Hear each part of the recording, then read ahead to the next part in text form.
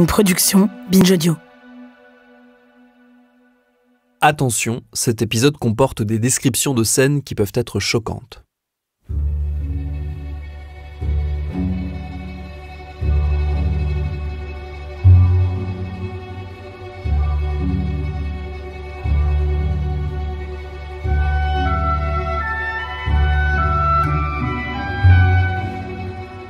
On pose souvent la question aux photographes, tu vois quelqu'un qui se noie, est-ce que tu fais des photos ou est-ce que tu vas l'aider?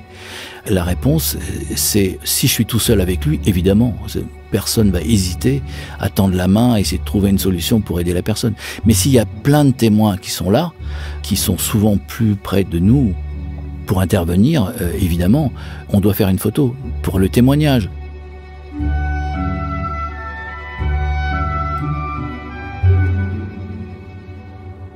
Le fait d'agir pour venir en aide à des victimes plutôt que de témoigner fait de nous des humains. On sait ce qu'on est des humains, donc on n'est pas insensible. Néanmoins, on n'est pas là pour ça.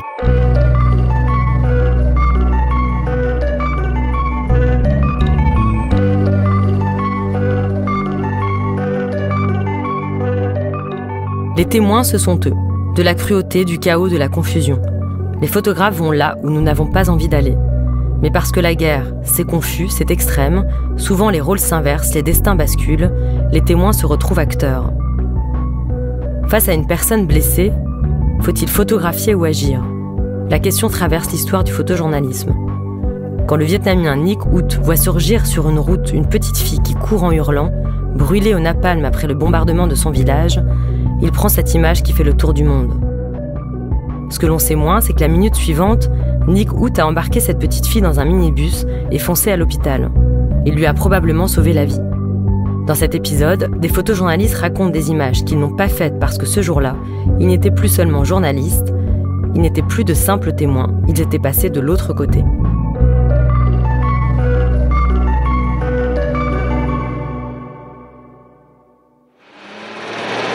C'est véritablement par milliers qu'arrivent chaque jour les réfugiés kurdes.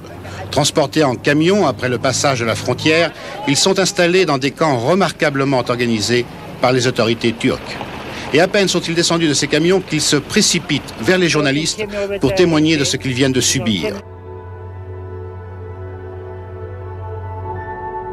Patrick Robert, je suis reporter photographe depuis 40 ans.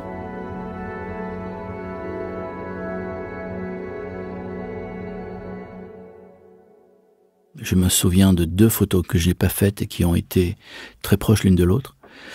C'était pendant l'exode kurde, après la libération du Koweït par les troupes de l'Alliance internationale. Saddam Hussein a renvoyé son armée qui avait été humiliée au Koweït contre les Kurdes, qui s'étaient révoltés. Et j'étais avec les Kurdes, et donc sous la pression militaire de l'armée irakienne, les Kurdes ont dû refluer dans la montagne, fuir en fait.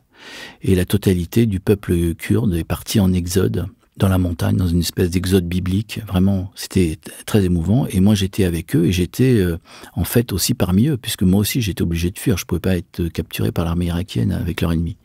On n'avait rien mangé depuis plusieurs jours. On était très fatigués. On n'avait pas bu grand-chose. On avait beaucoup marché.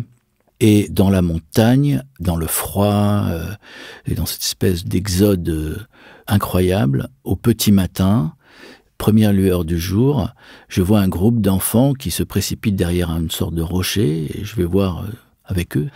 Et là, il y avait un enfant qui retourne et qui était mort, les yeux grands ouverts, déjà froid.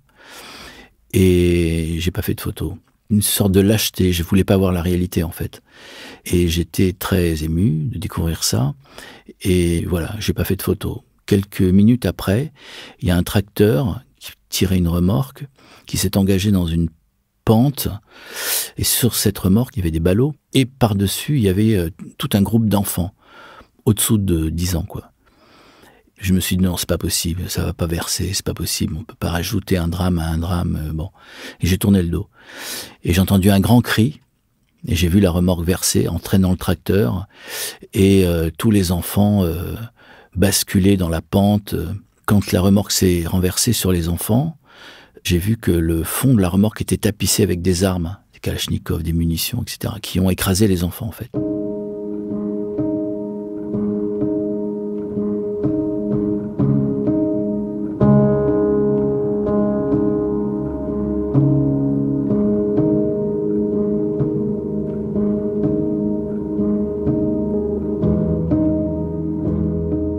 Les premiers sont sortis par eux-mêmes, en écartant les ballots au-dessus d'eux, on les voyait surgir d'entre les armes, avec ce regard de terreur et d'effroi sur leur visage.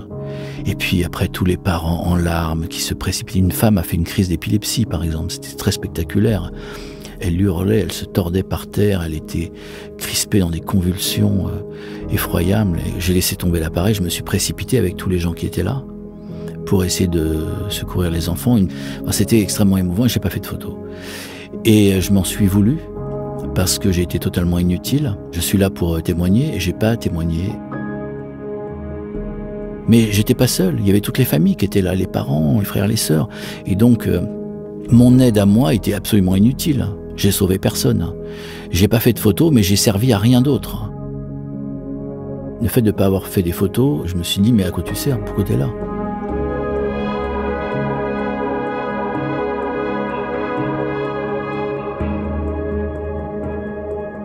Sauver, dit la photographe Véronique de Vigry, est un trop grand mot. Ce serait faire de nous des héros. Pourtant, quand il a fallu poser son appareil photo, elle n'a pas hésité. Elle était quasiment seule dans la jungle du Sud-Soudan, avec un groupe de combattants, quand un jeune homme a été blessé.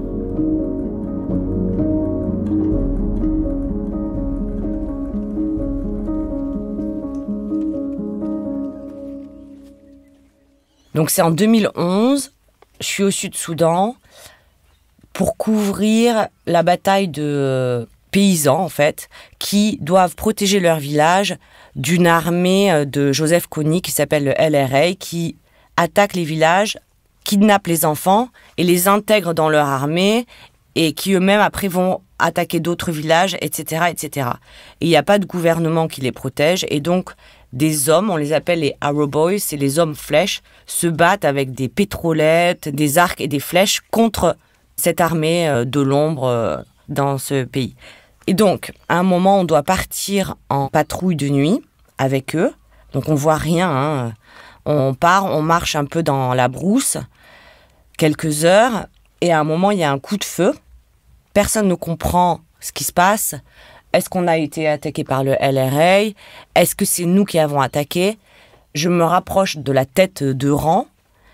Et là, il y a un jeune homme qui vient d'être touché par une balle. Il y a beaucoup de sang sur son torse, beaucoup de sang derrière son dos.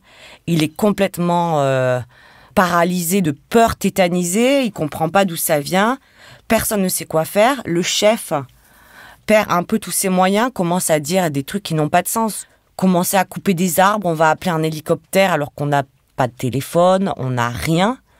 C'est moi, la journaliste, qui me retrouve en train de devoir gérer l'évacuation de Justin, il s'appelle Justin, parce que, je sais pas, le chef a complètement perdu la boule, et aussi parce que comme je suis blanche, quand on va arriver à l'hôpital, ça va être beaucoup plus facile pour moi de faire en sorte que Justin soit pris en charge que si c'est eux qui sont en fait pas très respectés. Là, ce jour-là, oui, effectivement, j'ai pas pris la photo parce qu'en fait, j'ai dû gérer l'évacuation. Il a fallu mettre Justin dans un drap, porter avec des bâtons à travers la brousse jusqu'à l'hôpital.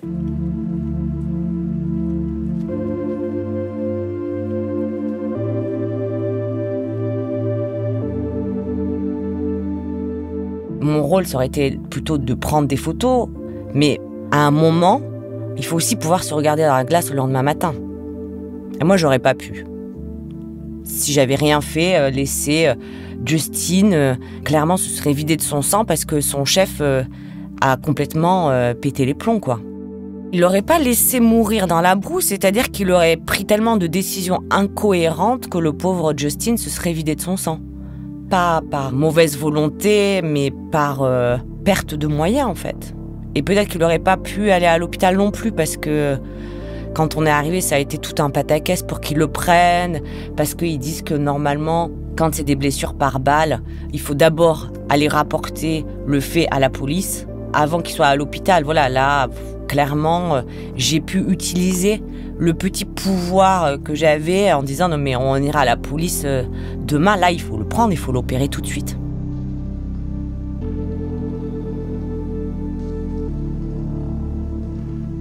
À quoi je sers ? Quelle est ma place ? Qu'est-ce que ça change quand moi, photographe blanc occidental, j'assiste à cette scène ? Qu'est-ce que ça change que je prenne cette photo ou pas ? Ces questions sont au cœur du travail du photographe Olivier Jobard. Avec la journaliste Claire Billet, il a intégré un groupe de 5 jeunes migrants afghans pour partager leur voyage jusqu'en France. 12 000 km parcourus, 6 frontières passées clandestinement. Pour les suivre, les journalistes se faisaient passer pour des Afghans.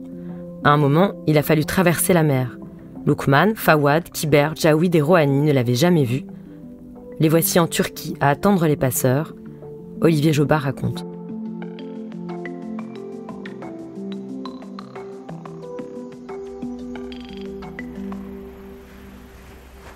Alors c'était assez rigolo parce que la nuit était déjà tombée et on se trouve en fait à Kushadase, donc en face de l'île de Samos, dans un champ tout près d'un hôtel all-inclusive où il y avait de la musique à tue-tête, où il y avait des couples qui allaient se baigner sur la plage. On était 25 dans ce champ. Et puis là, effectivement, nous on attendait, on se demandait ce qui allait se passer. Puis c'est vrai que minuit, 1 heure passant, les couples vont se coucher et la plage devient déserte. Et là, nos passeurs arrivent, on les entend déjà sur la plage en train de gonfler le pneumatique, faire des essais de moteur et venir nous chercher. Et là, à la queue leu-leu, on se retrouve à monter dans le bateau et pof, ils nous mettent dans le bateau. Il y a un pilote qui n'est pas passeur, qui était un des migrants, qui avait été briefé à l'avance et qui tenait le moteur du bateau et qui, on voyait à l'œil nu, on voyait les lumières de Samos qui n'étaient pas très loin, c'était à quelques milles marins, donc la direction était assez facile à prendre, on risquait pas de se perdre. Au bout d'1 heure, on se fait arraisonner par un bateau blanc. Et alors là, on se demande ce que c'est. Et c'était les Grecs en fait qui nous avaient repérés, qui nous ont du coup fait monter par le pont à l'arrière sur leur bateau, hyper violent. Et moi, j'avais eu des problèmes en fait quelques années auparavant avec la police grecque. Je savais qu'ils étaient violents et donc voyant la façon dont ça se passait, j'ai rangé mon appareil et je me suis fait passer pour un Afghan, ce que je faisais déjà depuis 3 mois de voyage, en baissant la tête. Un des Afghans s'est fait fouiller son sac, il s'est fait taper un peu violemment, on avait les mains sur la tête, on était à genoux, et bon voilà, là ça rigolait pas. Ils nous emmènent en mer, donc on perd le sens d'orientation parce qu'on ne voit pas où on est, on a la tête baissée, les mains en l'air, et au bout d'un moment, dans l'urgence, il faut remonter sur le bateau, et donc là je ne fais pas de photos. J'ai fait des photos avant, mais je peux pas faire de photos. Je sais que si je fais des photos, je vais me faire arrêter, je vais me faire voler mon matériel, casser mon matériel. Et donc ils nous remettent sur notre bateau et ils partent. Et il fait Welcome to Greece. Un autre bateau va venir vous chercher. Nous on doit gérer la côte en fait. Donc c'est un autre bateau qui va venir vous secourir en nous faisant croire en fait qu'on allait être pris en charge par les autorités grecques pour arriver à bon port. Ce qu'espérait tout le monde. Et en fait, on se retrouve au milieu de la mer. Sans moteur, du coup, le bateau est beaucoup moins stable. Donc là, les gens commencent à s'affoler. Le jour commence à se lever. Donc là, je recommence à faire des photos, à filmer à ce moment-là. Et puis, on comprend en fait que on n'est pas du tout du bon côté, qu'ils nous ont mis côté turc. Donc ça s'appelle un pushback en fait. C'est une politique totalement illégale que les Grecs mènent depuis longtemps. À partir du moment où un réfugié ou un migrant pose le pied en Grèce ou est sur les eaux territoriales grecques, il est censé légalement pouvoir faire sa demande d'asile. C'est les Turcs qui sont venus nous secourir, puisqu'on n'avait plus de moteur, on ne pouvait plus rien faire. Retour à Kushadase, le groupe de migrants, surtout et nos 5 migrants, sont arrêtés, sont mis dans un centre de rétention. Donc nous, on rentre en France, on est expulsés par les autorités turques. On est censé ne pas avoir le droit de retourner en Turquie pendant 2 ans. Et puis par un autre moyen, on arrive à retourner légalement en Turquie et à retrouver notre groupe de jeunes. Et en fait, dans les jeunes, ce qu'on apprend, c'est que sur les 5, 2 ont pu rester en Turquie parce qu'ils ont déclaré qu'ils étaient mineurs, donc ils avaient été mis dans un centre ouvert, ils ont pu s'échapper. Et 3 autres ont été expulsés en Afghanistan. Et dans les 3, il y avait Rohani, qui est un ex-taliban. Et c'est pour lequel c'était le plus embêtant, puisqu'il avait déserté du mouvement taliban, et donc retour en Afghanistan, auprès des autorités, il a été repéré par les talibans, il était dans son village, il était obligé de reprendre les armes, Et du coup, on apprend 6 mois après qu'il a été arrêté par le gouvernement afghan parce qu'il avait été enrôlé de nouveau, mais de force, entre guillemets, dans le mouvement taliban. Donc on a suivi tous les jeunes, Lukman est en France maintenant, Fawad est en Allemagne, son frère Raiber a été expulsé en Afghanistan, on les a retrouvés. Et là, un vrai questionnement se pose avec eux. Ils nous reprochent, à juste titre, de ne pas avoir dit qu'on était journaliste, de ne pas avoir fait de photos. Parce que, ce que me dit Raiber, il me dit, mais si tu avais fait des photos, ils auraient su que tu étais journaliste, ils n'auraient jamais fait de pushback, qui est complètement illégal. Mais sur le coup, personne n'y pensait. Ni eux et ni moi. J'ai ce poids de la culpabilité, finalement, de ne pas avoir fait cette image, parce que j'aurais pu sauver, du moins, Rouhani, donc cet ex-combattant taliban. Donc c'était en 2013. Il a été libéré l'année dernière, lorsque les talibans ont pris le pouvoir. Donc il a été libéré à la faveur de la prise du pouvoir des talibans. Donc il a fait plus de 10 ans de prison parce que j'ai pas fait cette photo.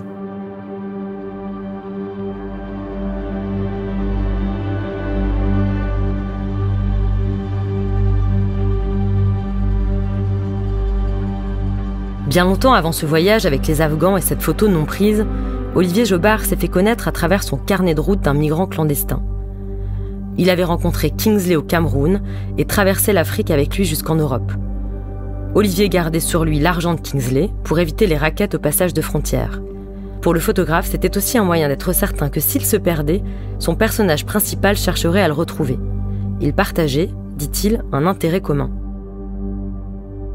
Chez Olivier Jobard, la question du lien entre le photographe et le photographié, le témoin et le sujet, déborde bien au-delà du temps de reportage. Les rôles sont forcément un peu flous, car sur place, des liens de confiance se tissent, des amitiés naissent et restent. On ne compte plus les migrants qui, une fois en France, ont logé chez lui. De ces moments, il n'existe pas d'images, mais seulement des souvenirs. Au mariage d'Olivier Jobard et Claire Billet, Kingsley était là, à côté d'eux, témoin de leur mariage. De rares photographes ont assisté au tragique retour en arrière de l'histoire afghane. Andrew Kilty, australien, vivait à Kaboul depuis 8 ans. Lors de l'arrivée des hommes en noir, il a fait quelques photos puis il a arrêté. Sa priorité était d'aider des amis afghans à fuir, les mettre sur des listes de citoyens évacués par les airs, les accompagner dans les bus jusqu'à l'aéroport, parce que la présence d'un occidental facilitait le passage des checkpoints. Au téléphone, Andrew m'a dit « Ma photographie passait après ». C'est une scène stupéfiante. Des centaines de personnes tentent de s'accrocher à cet avion militaire américain qui se prépare à décoller. Cette vidéo sur le tarmac de l'aéroport de Kaboul a fait le tour du monde et témoigne de la peur, du désespoir de milliers d'Afghans qui souhaitent fuir le pays tombé aux mains des talibans. Véronique de Vigry, elle aussi, se trouvait à Kaboul. Elle a photographié cette foule désespérée qui déferlait vers l'aéroport, des enfants sous le bras. Les talibans avaient donné 15 jours pour quitter le pays, pas un de plus. À ce moment-là, un homme, un ancien taliban devenu porte-parole du gouvernement, donc considéré comme un traître par les nouveaux maîtres du pays, se cachait dans un appartement. Cela faisait 15 ans que Véronique le connaissait, mais de lui, elle n'a pu faire aucune photo. J'ai vécu assez longtemps en Afghanistan et c'est vraiment le pays dans lequel je suis née en tant que photoreporter, donc j'y retourne très fréquemment.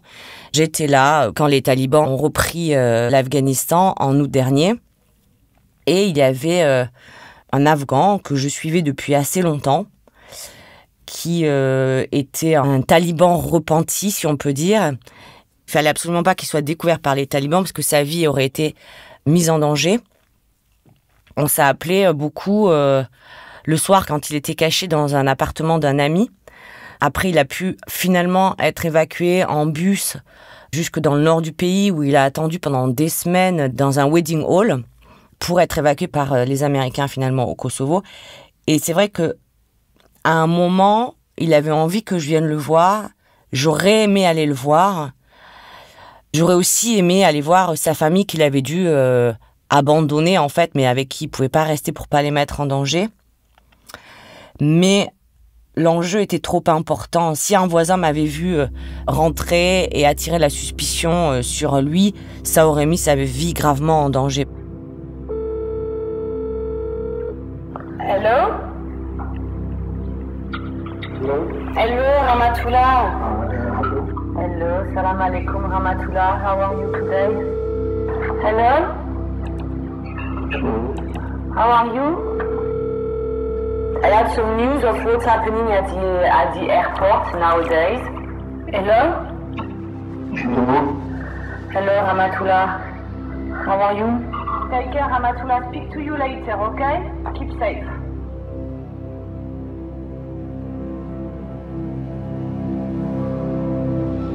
Ramatoula Andar, c'est le nom de ce taliban repenti, vivait enfermé dans le noir et la peur d'être découvert. Presque chaque jour, des heures durant, il téléphonait à la photographe.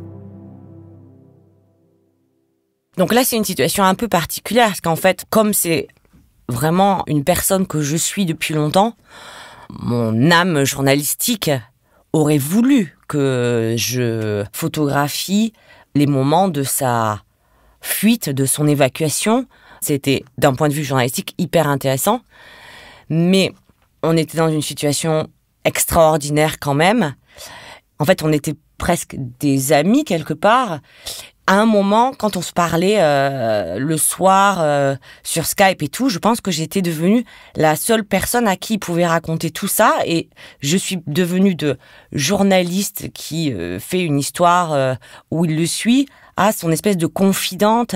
Et à un moment, c'était même un peu lourd parce que j'avais l'impression qu'il remettait un peu sa vie, son évacuation entre mes mains. Et moi, je sais pas faire, je savais pas quoi faire.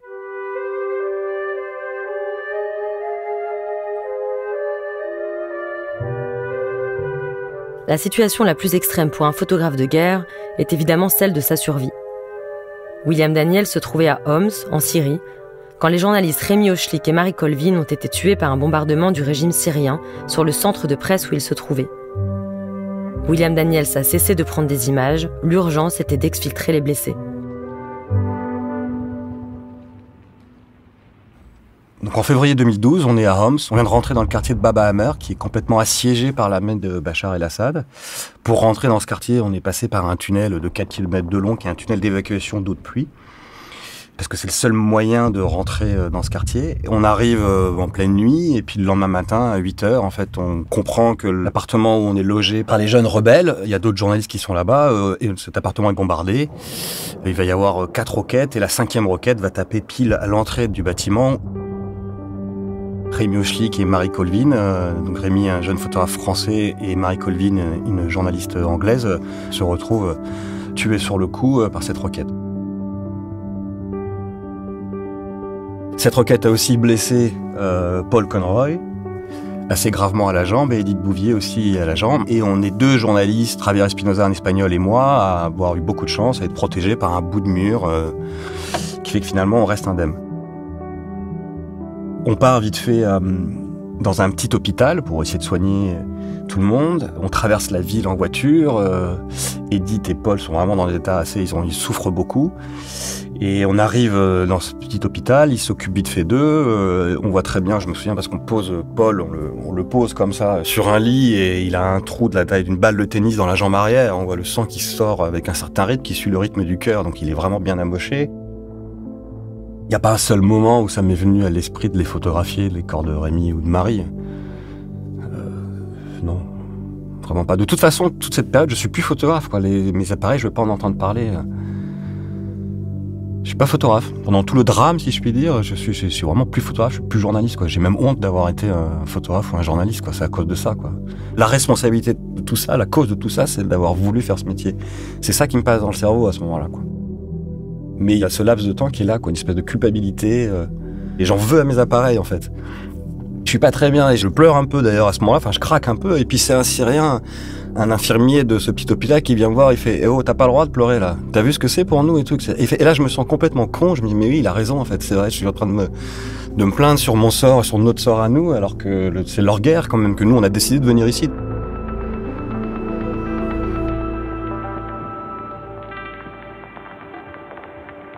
À ce moment de l'histoire, William Daniel se retrouve à devoir évacuer la journaliste Edith Bouvier via le tunnel par lequel ils sont entrés dans le quartier assiégé. Edith est blessée, scotchée sur une civière. À l'autre bout, l'armée de Bachar el-Assad se met à tirer. Ils sont piégés. Il y a un moment, je me dis, mais est-ce que nos photos valent le coup pour en arriver là ? Il y a toute une période comme ça de quelques heures où je me demande vraiment pourquoi on est là, quoi. Est-ce que les images qu'on veut absolument faire méritent tout ça, quoi?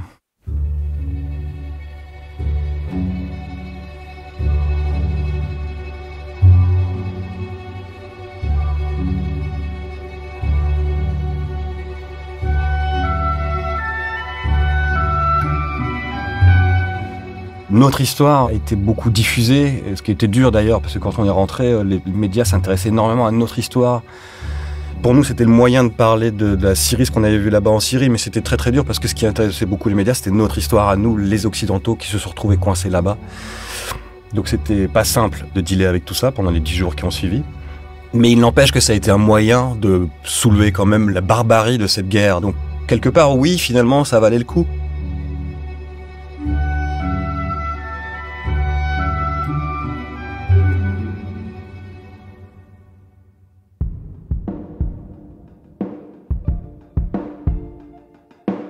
Merci à Léna Mauger et à tous ses invités pour cette série documentaire réalisée par Mathieu Thévenon, préparée par Charlotte Bex et David Carzon et coproduite avec le Festival du Film et Forum International sur les Droits Humains. Programme B, c'est un podcast de Binge Audio.